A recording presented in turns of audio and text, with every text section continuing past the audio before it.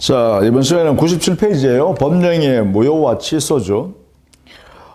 일단 무효라는 것은 법령이 성립한 후에 그 효력 요건을 갖추었는가 여부를 살펴봐서 효력 요건 중에서 무효 사유에 해당되는 그러한 내용이 그 행위 안에 들어있을 때 그 법률 효과가 무효라고 하죠. 따라서 권리 의무라는 법률 효과가 발생하지 않았다. 이것을 무효라고 합니다. 그리고 취소라는 개념은 유효한 행위에 대해서 취소 사유가 존재될 때 그 행위를 취소한다라고 함으로써 처음부터 무효로 돌려버리는 제도를 말합니다. 취소를 하게 되면 그 결과는 무효 행위와 똑같은 결과가 발생하죠. 다만 무효와 취소의 구별은 무효는 처음부터 효력이 발생하지 않는다는 것이고 취소라는 제도는 유효한 행위에 대해서 취소라는 행위를 통해서 소급해서 무효된다는 면에서 차이가 있습니다. 그래서 98페이지 가면 무효와 취소의 구별 그리고 차이점을 쭉 정리해 놨으니까 한번 살펴보시고 그 무효 사유는 우리 민법에 여러 형태로 규정을 두었습니다. 거기에 보면 상당히 많죠. 그러나 취소 사유는 세 가지 외에는 없습니다. 즉 법률 행위를 한 당사자가 제한 능력자에 해당되거나 또 법률 행위 안에 착오가 있는 경우 그리고 사기 강박에 의한 의사를 표시한 이러한 행위가 속해 있을 때 한해서만 취소의 사유가 된다라는 것이죠. 자, 그러면 구체적으로 무효 행위를 살펴보도록 하겠습니다. 무효라는 것은 권리 의무라는 효과가 이게 발생하지 않았다. 이런 내용이죠. 이러한 무효와 취소의 유형을 살펴보면 먼저 무효의 종류를 보시죠. 무효의 종류는 거기에 네 가지 내용으로 이렇게 설명해 놨죠. 그 네 가지 중에서 앞에 부분을 무효의 원칙이라고 합니다. 즉, 첫 번째, 절대적 무효가 원칙입니다. 이 절대적 무효라는 말은 모든 사람에 대해서 무효라는 뜻이죠. 그래서 행위 당사자 사이에서만 무효가 되는 것이 아니라 제3자에 대해서도 그 행위는 무효가 확정되어 있다. 절대적이다 이 말이죠. 이에 반해서 상대적 무효라는 것은 특정된 사람에 대해서만은 무효를 주장할 수 없는 경우를 말합니다. 그래서 대표적인 것이 우리 민법 103조, 107조 비진의 표시에 있어서 상대방이 비진의 표시란 사실을 알았거나 알 수 있었을 때는 무효이고 이때 이 무효를 가지고는 선의의 제3자에게는 대항할 수 없죠. 그게 107조 2항에 규정이 되어 있습니다. 그 다음에 민법 108조 우리 시험 범위 안에서는 이 두 가지가 상대적 무효입니다. 108조도 마찬가지로 통정의 표시죠. 이 통정의 표시는 거래 당사자 사이에는 무효입니다. 다만 이 무효를 가지고 선의의 제3자에게는 대항할 수 없죠. 그래서 107조 2항, 108조 2항에서 각각 선의의 제3자에 대해서는 무효임을 가지고 대항하지 못한다. 이렇게 함으로써 상대적 무효를 규율했다. 이렇게 정리해 두시면 되겠죠. 그 다음에 두 번째는 당연 무효 원칙입니다. 즉 무효 사유가 있으면 당연히 무효라는 것이죠. 따라서 재판에 의하여 무효가 선고되어야 무효가 되는 것이 아니라 민법의 규정에 의해서 무효로 인정되는 그러한 사안일 때는 당연히 무효가 된다. 이런 이야기입니다. 그 다음에 법률행위 무효라고 할 때는 전부가 무효입니다. 즉 법률행위 안에서 일부분의 무효 사유가 있다 하더라도 원칙적으로는 전부를 무효로 한다라는 것이죠. 다만 우리 민법에는 일부 무효를 인정하는 경우가 있습니다. 예외적으로 이 나머지는 그러면 일부를 무효로 하니까 나머지 부분은 유효이다. 이렇게 되겠죠. 자, 이에 관한 내용은 우리 민법에서 137조에 우리는 명문으로 일부 무효의 법리라는 제도를 통해서 우리는 공부하게 됩니다. 여기서 우리는 살펴보도록 하겠습니다. 그 다음에 확정적 무효. 그래서 무효의 사유가 있으면 당의 무효인 행위는 시간이 흐른다고 해서 유효로 바뀔 수가 없다 이 말이죠. 그래서 확정되어 있는 무효가 원칙이다. 확정적 무효. 다만 여기에서도 마찬가지요. 불확정적 무효가 있을 수 있다라는 것이죠. 불확정적, 이것을 다른 말로는 유동적 무효라고도 합니다. 넓은 의미에서 이렇게 표현한다. 여기는 예외적인 사정이죠. 대표적으로 우리가 앞에서 배웠던 내용 중에 유동적 무효 행위가 되는 것은 바로 무권대리 행위죠. 이 무권대리 행위는 본인이 추인할 때까지 유동적 무효 상태로 있다가 본인이 추인을 하게 되면 처음부터 유효한 행위로 인정하게 되죠. 물론 본인이 추인을 거절하면 이 유동적 무효 상태가 확정적 무효가 된다 이렇게 했죠. 그런 면에서 이 무권대리 행위도 역시 유동적 무효 또는 불확정적 무효, 우리 민법상 이렇게 해석한다라는 것이죠. 그 다음에는 판례가 하나 있습니다. 이 판례는 뒤에서 살펴보도록 하겠습니다. 토지거래 허가구역 안에서 그 구역 안에 있는 토지를, 구역 내에 있는 토지를 거래했을 때, 예컨대 토지를 매매했다라고 할 때 허가 전이면 유동적 무효 상태다 이렇게 해석하죠. 이 판례 원리는 뒤에서 구체적으로 살펴보도록 하겠습니다.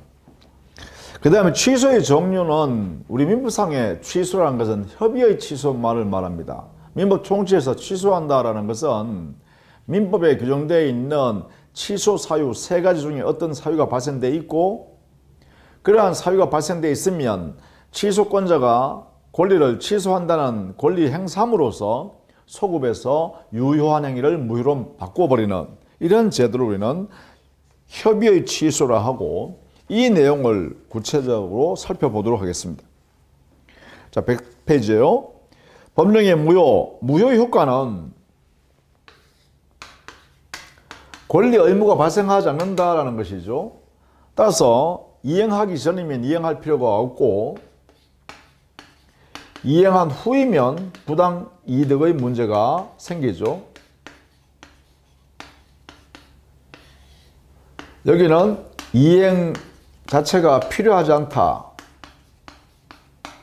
그러나 이행한 후이면 여기는 그 이득을 받은 사람, 즉 이행으로 인하여 그 재산을 수령한 사람은 부당한 이득이 되므로 부당이득 반환의 문제가 발생합니다.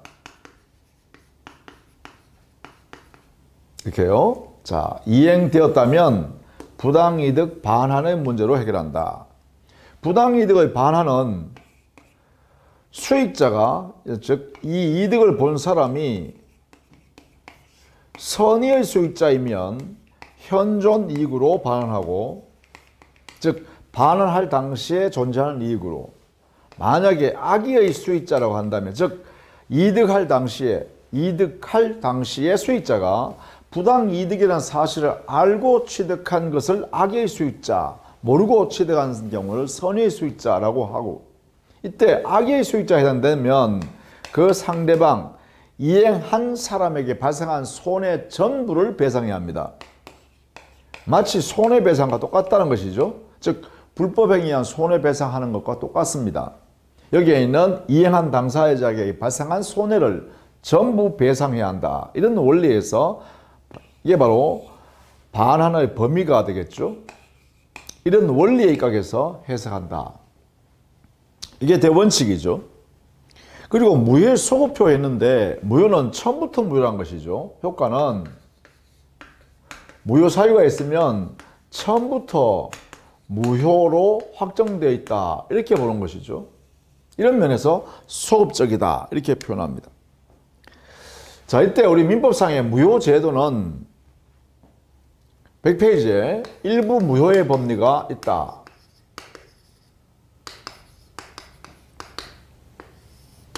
민법 137조에 명문을 두고 있죠. 거기에 100페이지에 있습니다. 법률행위의 일부분이 무효인 때는 그 전부를 무효로 한다. 그러나 그 무효 부분이 없더라도 법률행위를 하였을 것이라고 인정될 때에는 나머지 부분은 무효로 되지 아니한다. 무효로 되지 아니한다 하니까 나머지 부분은 그대로 유효가 될 수 있다라는 것이죠. 이때 그 무효 부분이 없더라도 법률행위를 하였을 것이라고 인정될 때, 그래서 일부 무효의 법리에 있어서는 일부 무효 부분이 있으면 원칙적으로는 전부 무효로 취급합니다. 이게 원칙입니다. 법령의 전부를 무효로 취급합니다. 다만 일부분은 무효이고 나머지 부분은 유효다라고 하는 이러한 결과가 발생하려면 우리 민법에서는 반드시 가상적 의사가 인정될 때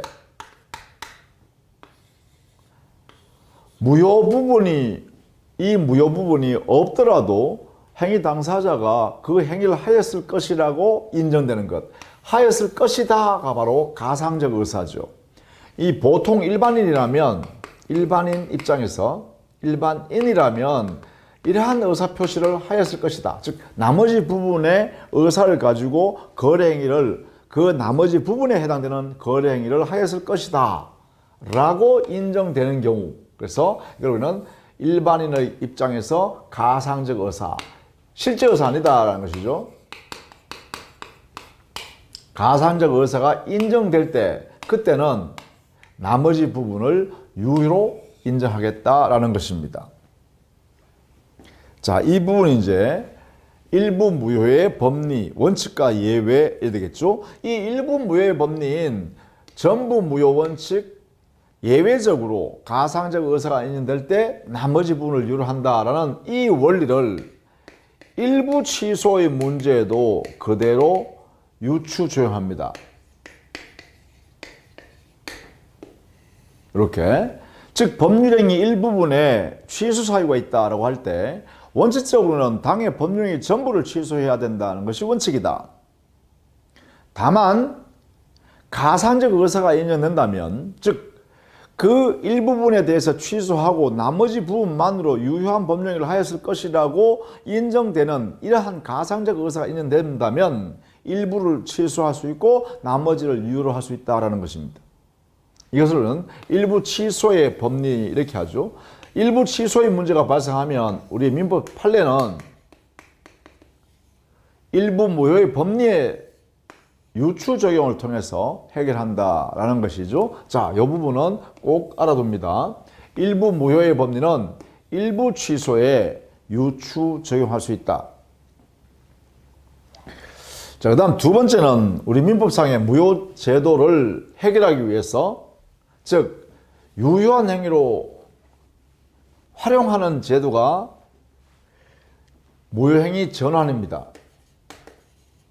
무효인 행위를 실제로 당사자가 하고 있을 때 실제 행위로서 무효의 효과가 발생되어 있을 때 이것을 다른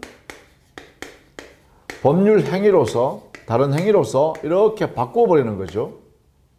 여기에 A라는 무효인 행위를 했다, 실제 행위로. 그런데 당사자가 하지도 아니한 B라는 다른 행위로 인정한다는 것이죠. 그러면 이 행위라는 것은, 다른 행위는 가상적 행위죠. 가상적 행위, 하지 않았는, 아마도 이런 행위를 했을 것이라고 인정되는 그러한 다른 행위로 이렇게 바꾸는 것을 우리는 전환이라고 하고, 이것을 무효행위 전환이라 합니다. 무효행위 전환. 이것을 우리 민법에는 138조에서 전환하기 위해서는 일정한 요건이 필요하겠죠. 왜냐하면 당사자가 실제 한 행위는 A라는 행위로서 무효인데 당사자가 실제로 하지도 않은 행위로 바꾼다는 것은 특별한 사정이 없으면 바꿀 수 없겠죠. 그래서 이 특별한 사정, 그 요건을 엄격하게 우리 민법이 다루고 있습니다. 여기는 최소한 두 가지의 요건을 갖추어야 한다. 첫 번째는 여기에는 실제 무효인 행위 속에 무효 행위가 여기에 B라는 다른 법률 행위의 요건, 이 요건을 전부 포함하고 있어야 합니다. 이렇게 이 무효행위 안에 전부 다 가지고 있어야 된다. 여기에 들어있어야 된다. 이런 이야기예요. 그래서 결론적으로 말하면 A라는 무효인 행위는 B라는 다른 가상적 행위보다가 훨씬 더 큰 개념을 의미한다. 그죠? 그래서 이걸 우리는 A 행위의 포괄성이라고 합니다. 성질상. 이게 인정되어야 한다. 즉 B 행위를 전부 다 A 행위 안에 들어갈 수 있을 정도의 포괄적인 행위여야 한다. 이렇게 해석합니다. 두 번째는 여기에 이 행위한 당사자, 실제로 행위한 당사자가 A라는 실제로 한 행위가 무효라는 사실을 알았더라면 다른 B 행위를 하였을 것이라고 인정되어야 합니다. 이것을 우리는 뭐라고 하냐면 가상적 의사라고 합니다. 즉 최소한 가상적 의사가 인정될 것. 이 가상적 의사는 실제 의사가 아니라 일반인 기준으로 해서 아마도 보통 사람이라면 이 실제로 한 행위가 무효라는 사실을 알았더라면 다른 B라는 저런 행위를 했을 것이다 라고 인정될 정도여야 한다는 것이죠. 이 두 가지를 모두 갖추면 그때 A 행위에서 B 행위로 유효한 행위로 이렇게 인정하겠다라는 것입니다. 자, 이때 이 B 행위는 최소한 여기선 요식 행위가 아니어야 합니다. 이게 일반론입니다. 일반 원리입니다. 일반 원리. 이렇게. 왜냐하면 요식행위란 것은 엄격히 법에서 필요로 하는 방식에 따라서 그 거래행위라는 법령을 해야 되죠. 그게 요식행위죠. 그렇다면 요식행위는 이미 법에서 요구하는 것이 엄격성을 요구한다. 그렇다면 그 엄격성을 요구한다는 것은 쉽게 전환하기가 어렵다는 것이죠. 그래서 무효인 행위로부터 이렇게 요식 행위로의 다른 행위로 전환한다는 것은 현실적으로 인정할 수가 없다, 어렵다라고 해석합니다. 이렇게 이걸 이제 원리로서 이렇게 받아들인다라는 것이죠. 자, 이것이 이제 무효행위 전환입니다. 실제로 A 행위인 무효인 행위에서 당사자가 하지도 않았지만 가상적 행위인 다른 법률 행위로서 유효를 인정하는 제도를 무효행위 전환이라고 합니다. 이렇게. 그래서 요건은 무효인 실제 행위 안에는 전환하려고 하는 다른 법령의 요건을 모두 구비하고 있어야 한다. 여기에 전부 구비하고 있어야 된다. 포함하고 있어야 되고 구비하고 있어야 한다. 그리고 가상적 의사가 일반인 기준으로 했을 때도 인정되어질 때 전환이 가능하다. 그것이 101페이지 제일 하단에 있죠. 무효인 법령행위가 존재하고 그 행위 안에 다른 법령의 요건을 구비하고 있을 뿐만 아니라 당사자가 아마도 무효였다는 사실을 알았더라면 그 다른 법령을 하였을 것이라고 인정되는 가상적 의사가 인정될 때 그때 바꿀 수 있다라는 것입니다. 자, 우리 교재 102페이지 가면 구체적으로 우리 판례가 무효행위 전환을 인정한 사례가 있죠. 거기에 효과 안에 보시면 동그라미 1번, 동그라미 2번 해가지고 무효인 출생신고를 유효한 입양신고로 바꾸어 준다든가 또 무효인 출생신고를 유효한 인지신고 행위로 이렇게 전환해서 인정하고 있다. 구체적으로요. 자, 그렇게 봐두시면 되겠습니다. 그 다음 세 번째는 무효행위를 추인하는 제도를 우리 민법이 허용합니다. 무효행위 추인.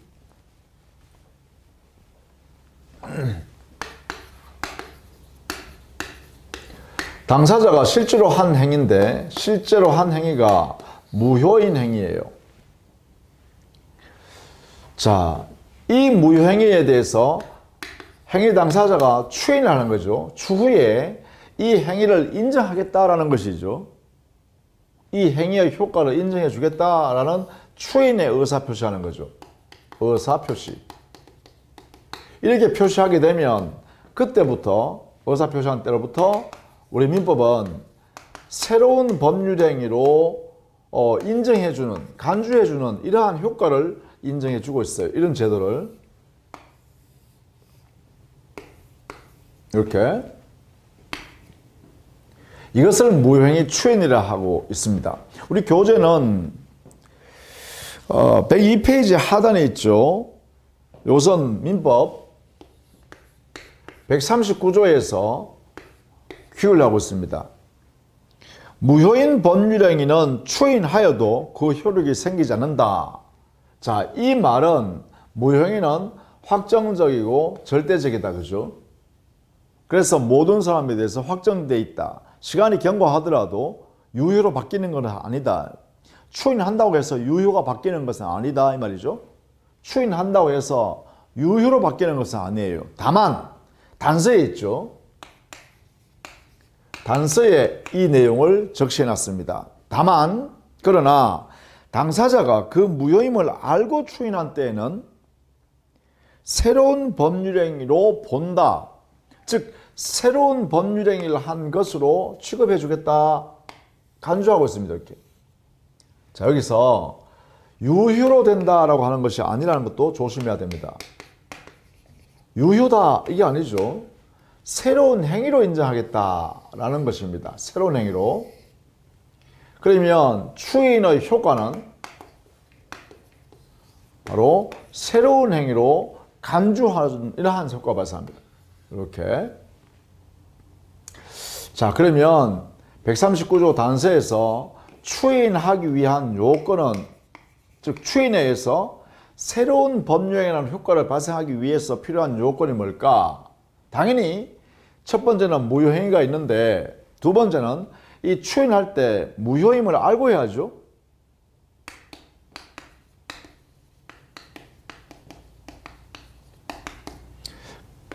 다만 이 무효임을 알고 할 때, 의사표시할 때 그 무효 사유는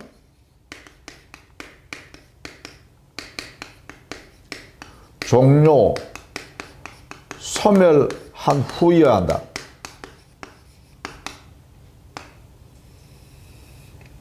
이게 중요합니다. 왜냐하면 여기에 새로운 행위를 인정하는 제도죠. 여기에 있는 무효인 행위가 새로운 행위로 이렇게 성격이 바뀌어야 됩니다. 따라서 여기에 무효인 매매 행위가 있으면 새로운 매매 행위로 이렇게 바뀔 수 있는 경우여야 되니까 당연히 이 안에 있는 무효 사유가 없어져야만 새로운 매매 계약으로서 인정할 수 있겠죠. 그래서 무효행위 추인에서는 반드시 그 무효 사유가 종료, 소멸한 후에만 추인을 할 수 있다. 즉 알고 할 수 있다 이 말이죠. 이런 상태에서 알면서 의사표시를 해야 되겠죠.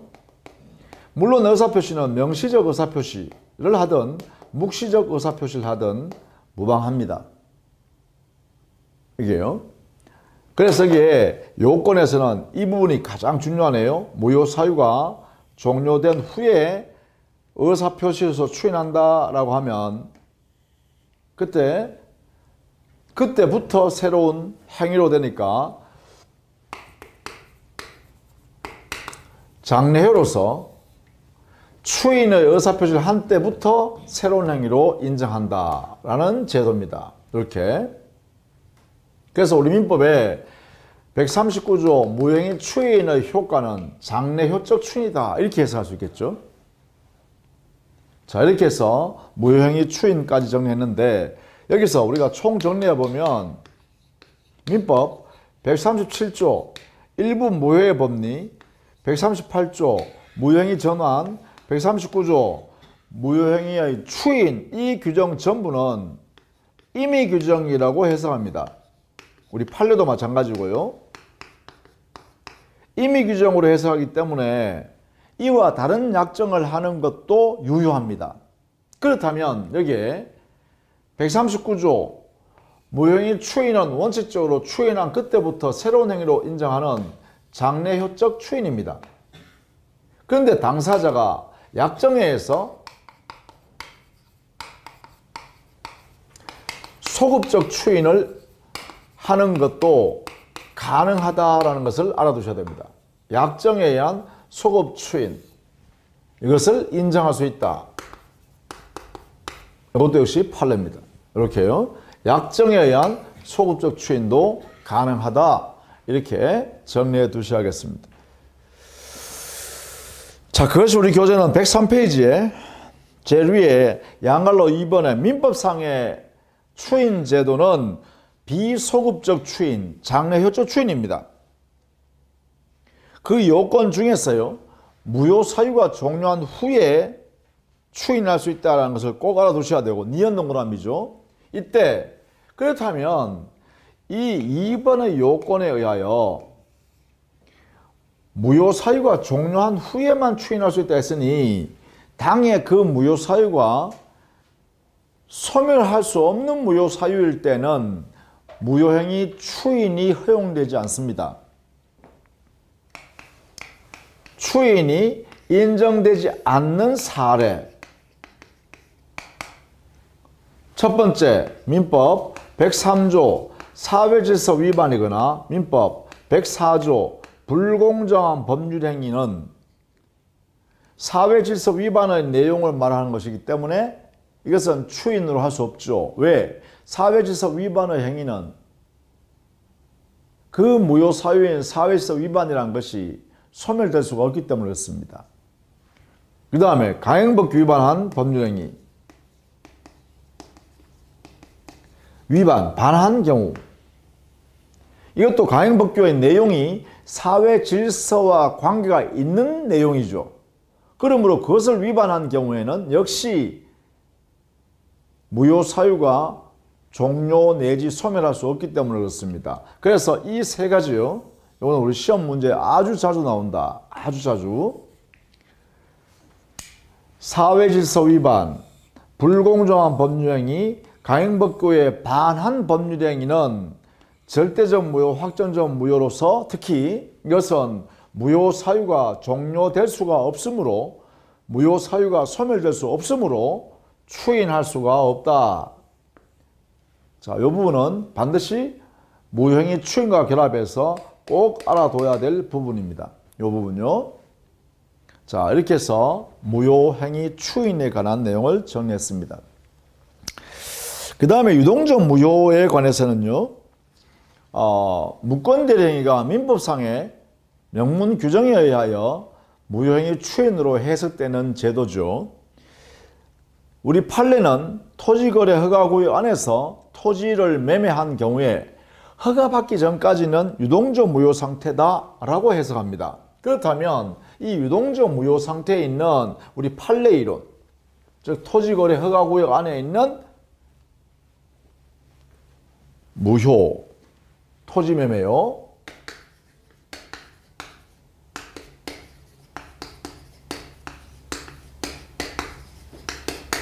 이 토지매매 계약은 허가 전 상태에서는, 허가받기 전까지는 이 토지매매 계약이 유동적 무효 상태다. 자, 이 부분을 반드시 알아둬야 합니다. 이게 판례 태도다.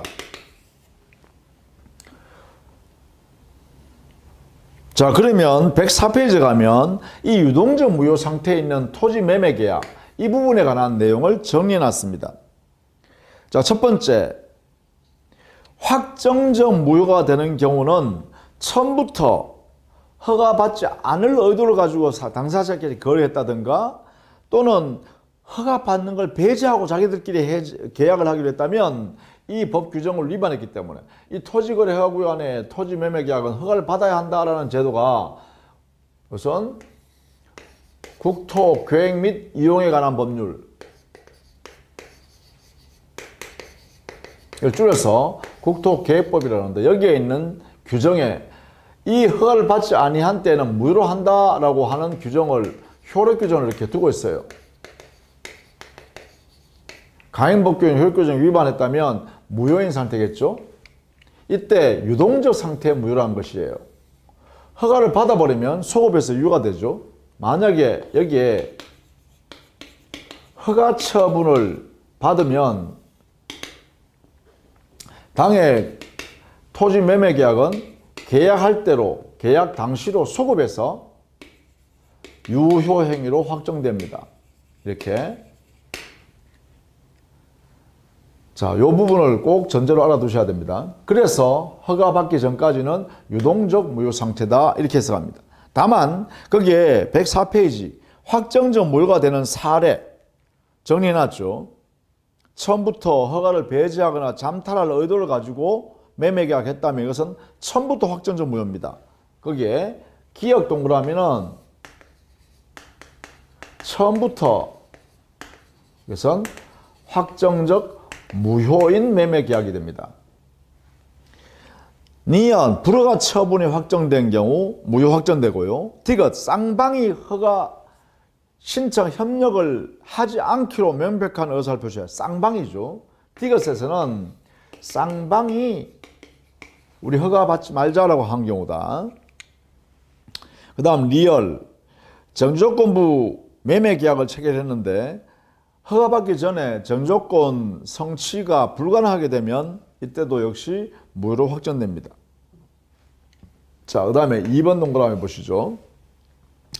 유동적 무효 상태에서 여러 가지 문제가 발생한다. 자, 유동적 무효라 했으니까 무효의 결과로서 매매계약상 채권도 생기지 않았고 채무도 생기지 않았다, 이런 뜻입니다. 무효란 말의 의미, 무효의 의미죠. 그렇다면 소송을 제기할 수도 없죠. 채권이 없으므로. 그 다음에 채무가 없으므로 채무 불이행이 아니죠. 채무 불이행이 발생할 수 없으니까 당연히 손해배상 청구권을 행사할 수 없죠. 그리고 법정 해제권을 행사할 수 없습니다. 즉 채무 불이행을 요건으로 하여 해제권 행사하는 것도 할 수 없습니다. 이때 해제권은 채무 불이행을 요건으로 하는 법정 해제권 행사가 안 된다, 이래 되겠죠. 자, 바로 이게 유동적 무효라고 할 때 무효에서는 이런 의미를 갖게 됩니다. 당사자는 상대방한테 이행을 청구하는 소송을 제기할 수 없고 채무 자체가 없으니까 채무 불이행이라는 것이 발생할 수 없고 채무 불이행이 발생할 수 없으므로 대금을 지급하지 않는다고 또 소유권 이전해 주지 않는다고 해서 손해배상을 청구할 수 없고 계약 해제를 할 수 없습니다. 이러한 내용이 바로 2번의 내용입니다. 그 내용이 그 아래 있죠. 기억 동그라미.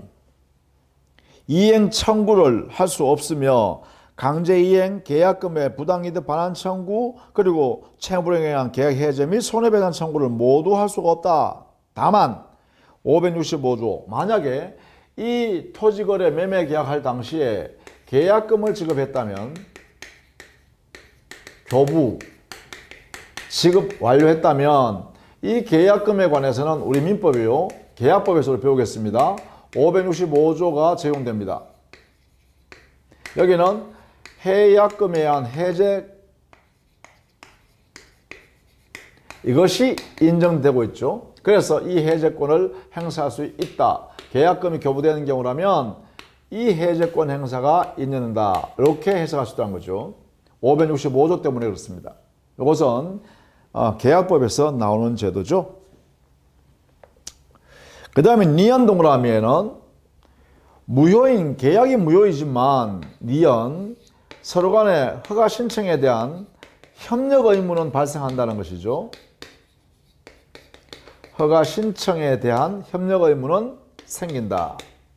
따라서 의무가 생겼기 때문에 이 의무에 대해서는 소송을 제기할 수 있죠. 소구, 소제기를 말합니다. 이걸 소구라 그러죠. 소송을 제기할 수 있고 상대방에게 또 이 의무를 불이행하면 의무 불이행이니까 손해배상은 청구할 수 있습니다. 뭐에 따른 손해배상이냐? 허가 신청 협력 의무에 대한 이 의무를 불이행함으로 인한 손해, 이 부분에 대한 손해배상은 청구할 수가 있다. 다만 의무 불이행은 의무 불이행이지만 이 의무는 부수적 의무입니다. 부수적 의무이기 때문에 법정 해제권은 인정되지 않는다라는 것도 알아두셔야 돼요. 이렇게 정리해 두시기 바랍니다. 그 다음에 여기 협력 의무가 발생되어 있으니까 상대방은 협력 의무를 이행하라고 이행 절차를 청구할 수 있죠. 그 권리가 보장되니까 협력 의무 이행 청구권을 보존하기 위한 처분금지 가처분을 매수인한테 인정할 수 있죠. 그것이 니은 안에 있습니다. 그 다음에 디귿 동그라미에는 중간생략 등기를 토지거래 허가구역 안에서는 전부 무효로 선언합니다. 중간생략 등기는 토지의 지가가 상승, 폭등할 우려가 높기 때문에 이러한 제도, 즉 중간생략 등기는 토지거래 허가구역 안에서는 금지하고 있다라는 것이죠. 그것이 디귿 동그라미입니다. 리얼 동그라미, 유동적 무효, 토지거래 허가구역 안에서 허가받기 전에는 유동적 무효 상태라는 이 매매계약 안에 다른 무효 사유나 다른 취소 사유에 의해서 취소권 행사하는 것은 가능합니다. 즉 허가받기 전에 유동적 무효 상태인 이 매매계약 안에 통정 허위 표시가 들어있다면 이 매매계약은 유동적 무효이면서 동시에 108조 민법 통정 허위 표시라는 무효가 적용된다는 것입니다. 또 이 토지 매매계약에서 착오에 의한 의사표시가 있었거나 또는 사기강박에 의한 의사표시가 있었다면 별도로 취소권을 행사할 수가 있다는 것입니다.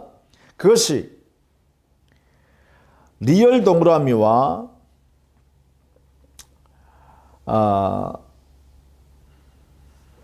관련해서 우리가 알아두시면 되겠죠. 리얼. 그 다음에 미엄. 이것은 미엄의 경우는 당해 토지 매매 계약이 유효가 되는 사례죠. 유효 확정되는 사례입니다.